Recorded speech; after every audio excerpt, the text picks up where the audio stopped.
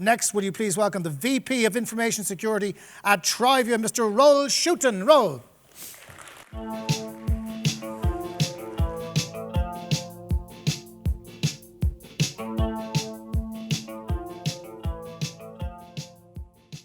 Oh, that was a nice tune. All right, my name is Roel Schouten. Probably one of the very few not native English speakers here on stage today. I actually have lived half of my life in Denmark, born and raised in the Netherlands, so when I speak English, I've heard that I have a mixed accent, Danish-Dutch. Go figure. Thank you to Smartech for giving me the opportunity to convey my thoughts on something that's very close to my heart, and that is building a modern security culture. As we probably all know, is that culture eats strategy for breakfast.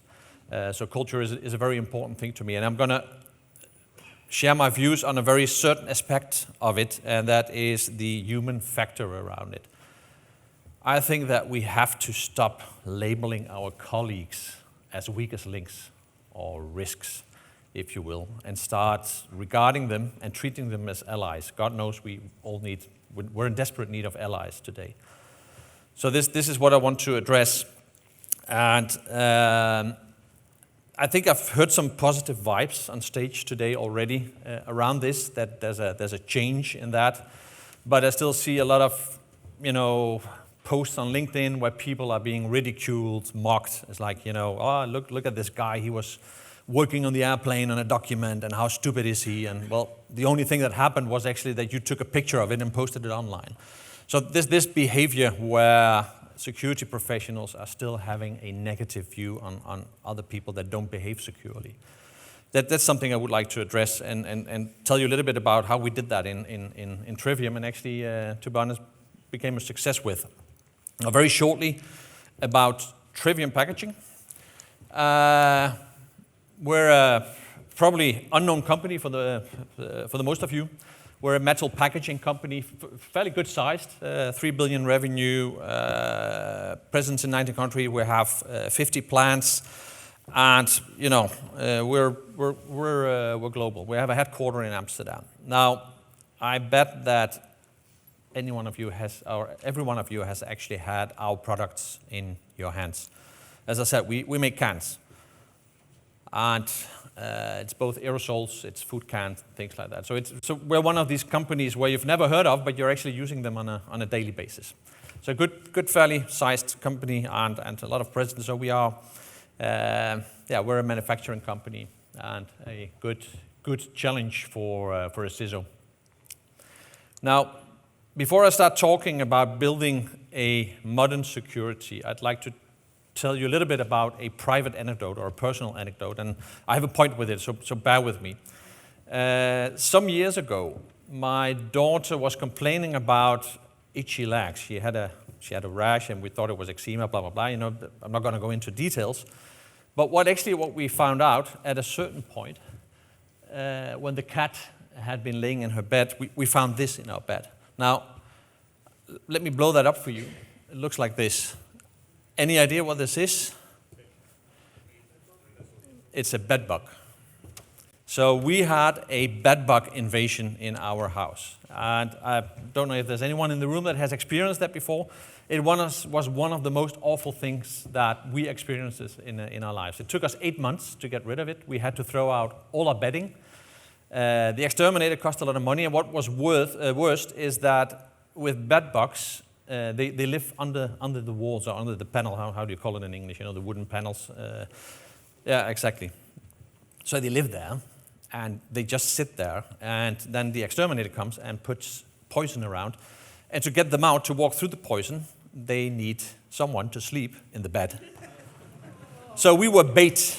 And the only way to get rid of them is to be bait. Now, when you have these in hotels are not going to tell you about this, because the only way that hotels are going to get rid of bed bugs is to have you sleep in their beds, because otherwise they're never going to get rid of it. I talked to the exterminator, and he said, well, when I go to hotels, they always ask me to use the back door, because, of course, they don't want to, show that they have bed bugs. Now, you think, okay, what kind of sleazy hotel have you been sleeping at? Well, the thing was, I actually got them here, which is a 5-star hotel in Malaga. Was at another security conference. So you can actually pick them up anywhere. And the good thing about it is that you actually can easily detect that they're there. Look at the bed. Look under the mattress, under the bed, because you can see actually the signs of it. What you also can do, and that's what I always do, is put your suitcase away from the bed, because what happens when a bed bug has bitten you, it crawls back to its place, but if there's a suitcase in the way, they crawl into your suitcase, and that's how you get them back home. So what I always do is actually I put my suitcase in the bathtub if there's anything. That's what I do right now. I mean, I'm totally paranoid about this. But just taking it away from your bed and putting it up on a higher place is all fine. Now, we've also bought a freezer, and the only reason that we are using the freezer is that when we've been on vacation, or now my son, for example, he's traveling in Asia at the moment. When he gets back, we're going to throw his backpack in the freezer, and we're going to have it there for minus 24 degrees for 3 days, because otherwise these suckers are going to survive. So if I hadn't been hit by these bed bugs, I would have actually been quite impressed by evolution that actually created this picture, these creatures. Now, my point with this story is I've been telling you about a threat. I've been telling you about the probability that you actually can get this. I've been talking to you about the impact, how you can prevent it. And I bet every one of you that's sleeping in a hotel, or at least many of you, tonight, forgotten everything what I said. Maybe you're going to remember it once, maybe twice, next time when you're on vacation. But you're probably going to forget. And that is exactly what we're up against with our colleagues. Because when we speak to them about threats, about phishing, malware, advanced persistent threats, cyber warfare, all that kind of stuff, they're listening to it and you all think, oh yeah, oh that's bad, oh that's not good. But actually, they're going to forget about it. And now if you look at a report from Proofpoint, actually, what they researched was around risky behaviors. And what they found out was that actually 71% of the users took a risky action, and almost every one of them knew that they were taking a risky action. They did it because of convenience, it's to save time, because they were busy, all that kind of stuff. And that is our role as security professionals, is to help them to actually either not take risky action, so prevent that, or help them, take risk, because when you do business, you have to take risk, but help them take qualified decisions. Now, how have we done that in Trivium? First of all, as I already mentioned, we stopped labeling humans, our colleagues, as weakest links. We have to consider them allies instead. I mean, these people can help you actually we're in this together with our colleagues to make the business adequately secure. Another thing is that, and I've heard that before, also in Trivium where I work, is that we were the department of no, saying no to everything. Now, Trivium was actually hit by a enterprise-wide ransomware attack in 2021. We actually had downtime for 3 months, so that was awful. That was really awful. So we've experienced that. And after that, my successor, she had a hard time getting out of that crisis mode. So what I've heard is that it was very difficult to speak to the security department. Now I've got some feedback now where people actually saying, well, you're actually approachable.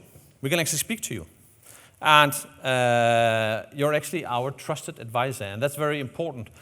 We want the organization to perceive us as trusted advisors. That's when they come and reach out for help. That's where you actually become a success. It's also important for me to say to my team is that, you have to get out there in the business. I mean, our headquarters, as I said, is in Amsterdam. It's actually in Amsterdam Airport in Schiphol.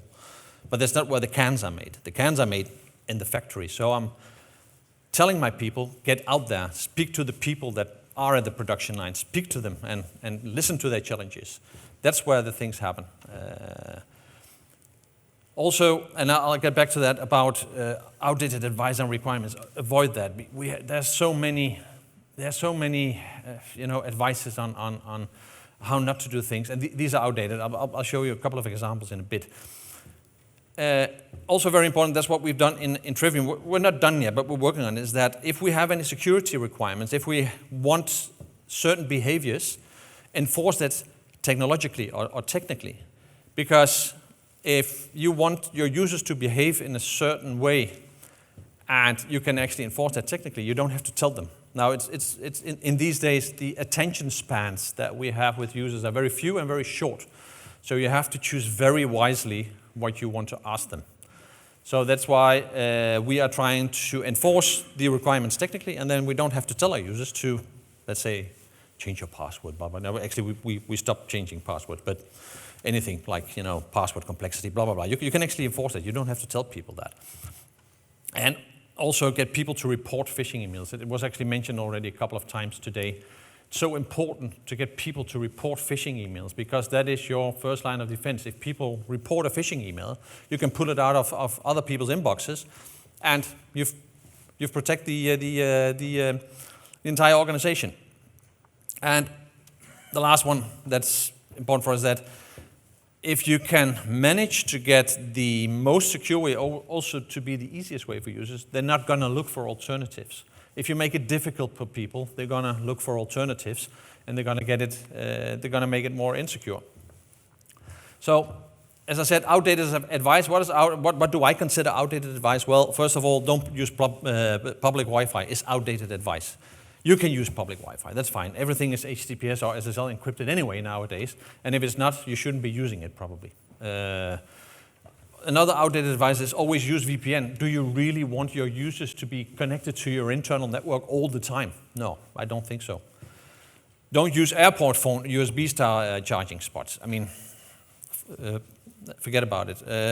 Nothing wrong with privacy screens. I think it's fine, but you don't have to use it always. Change your password frequently. I just mentioned that. We've canceled that. We only ask people to change their password when something risky has happened with their account. So we're not asking them to every 3 months to change their password because you're going to get bad password security on that.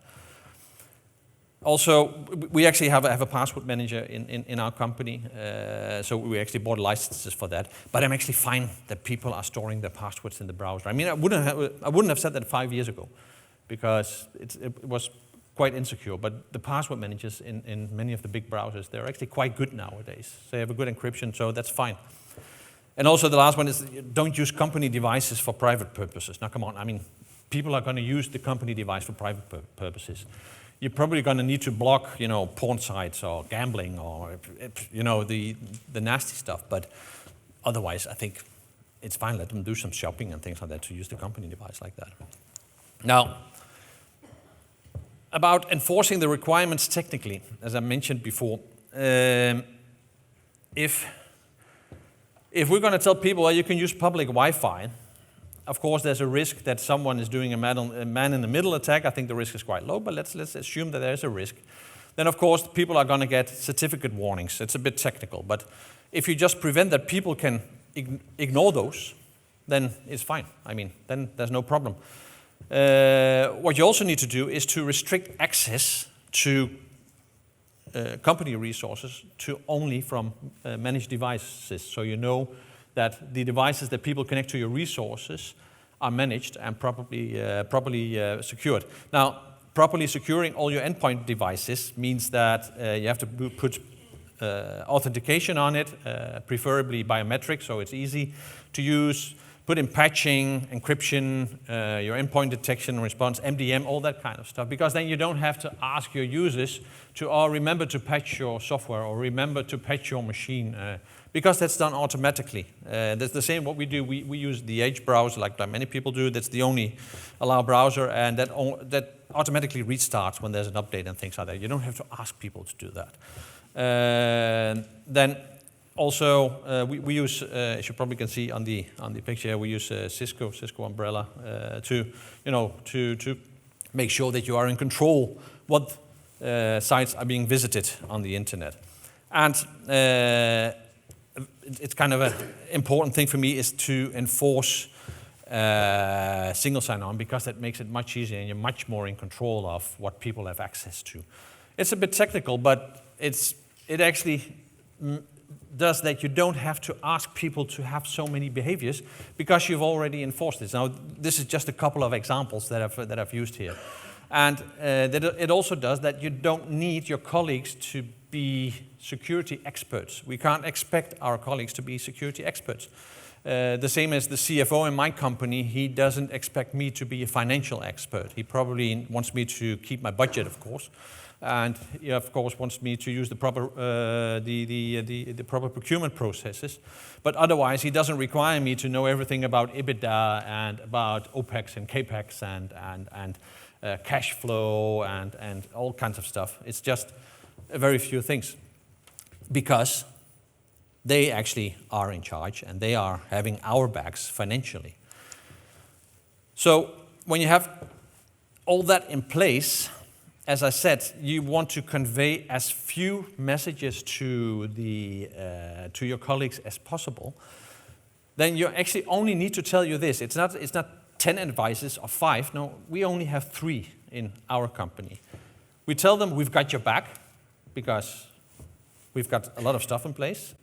But we need you to remember this. And the first one is to store and share with care. So we use Microsoft 365. Store it there and share it from there. Also, think before you click. I mean, we've heard about phishing before. Of course, you need to do that. And then the last one, kind of bit of I saw that in the London Tube. I think it was see it, say it, sort it, or something like that. So I got kind of inspired with that. So it's see it, report it, stop it. And yes, we have the no-fish service from SmartTech, which we're very happy about. I had to say that they're buying me dinner tonight. So, but we're actually quite happy with that. So that is important. And if you actually have a proper data protection solution in place and a proper phishing protection, now it's not 100% anymore. But if you have that, you could actually take out the first 2, and you only have to have 1 behavior left actually. Now, let's just quickly address, I can see I'm running out of time, quickly address the phishing threat. Raluca already mentioned it this morning. We're seeing still phishing as the major threat. So what we want to do is that good old-fashioned prevention is still a virtue. And what we also do is that we have the most aggressive filters on phishing in Trivium. So many mails, or quite some mails, get into quarantine, and people get a message that, hey, there's a mail in quarantine. What we've done is that when they actually press release, there's actually a person validating that email, whether it's a phishing email or not. And you can imagine how many people are actually requesting a real phishing email to get released. Also encourage, it was mentioned earlier today also on this stage, encourage people to report suspicious emails. And now with the no-fish service, we actually we give people feedback and say, hey, thank you for reporting, we're looking into this. And then if it was a real phishing email, we're going to tell people, well done, you've now helped the entire company actually from this phishing email, because we found it somewhere else as well. Or if it's not a real phishing email, they say, well, thank you for reporting this. It wasn't a phishing email, and we've put it back in your inbox. But thanks for your vigilance anyway. Works quite well. And then, and this is the last slide I have, is to get help from above to spread the word. And well, I'm not talking about the divine intervention here, which might help as well, but in this case, it's actually our CEO. This is a screenshot from the global town hall in my company. So this is where he addresses the entire company. And he's explaining that he actually clicked on a phishing email and gave away his username and password and actually got compromised. And then he's explaining what happened. He said he reported it, and he's encouraging everyone to report emails. That's a great help. So with the wise words from our CEO, I leave you to it. Thank you very much.